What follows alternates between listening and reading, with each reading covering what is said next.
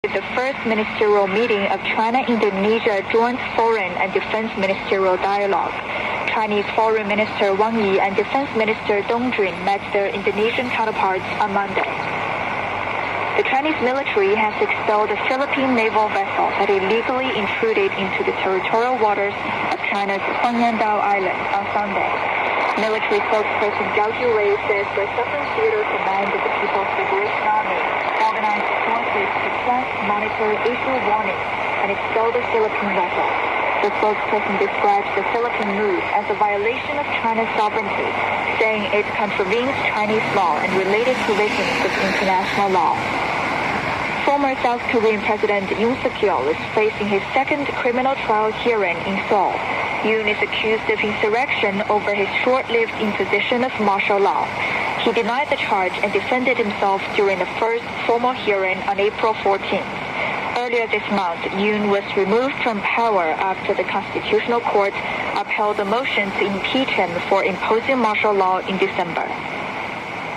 Israel says its review into the killing of 15 emergency responders in Gaza last month found multiple professional failures, but there was no attempt to conceal the incident.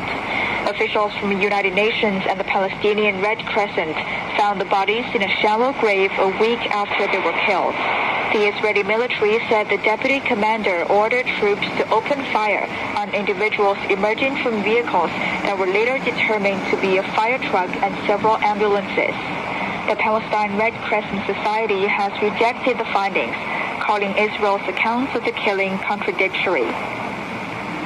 Russia and Ukraine have blamed each other for breaking an Easter ceasefire.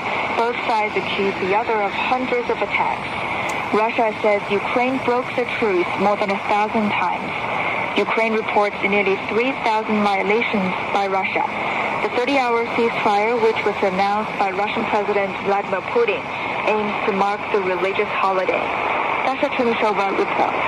We understand that Moscow has very much welcomed the idea of the Russian president, with many politicians here saying that was the right gesture of goodwill that the Russian president has made. Meanwhile, we're also seeing many political scientists putting that into the wider context and saying that that comes as the U.S. President Donald Trump, who has been negotiating with Russia and with Ukraine, does seem to be running thin of his patience and has been issuing some signals that there has to be proof that the sides are ready for the negotiations. Meanwhile, Ukraine has been critical of Russia's gesture, and they have also been accusing the Russian side of not being sincere here.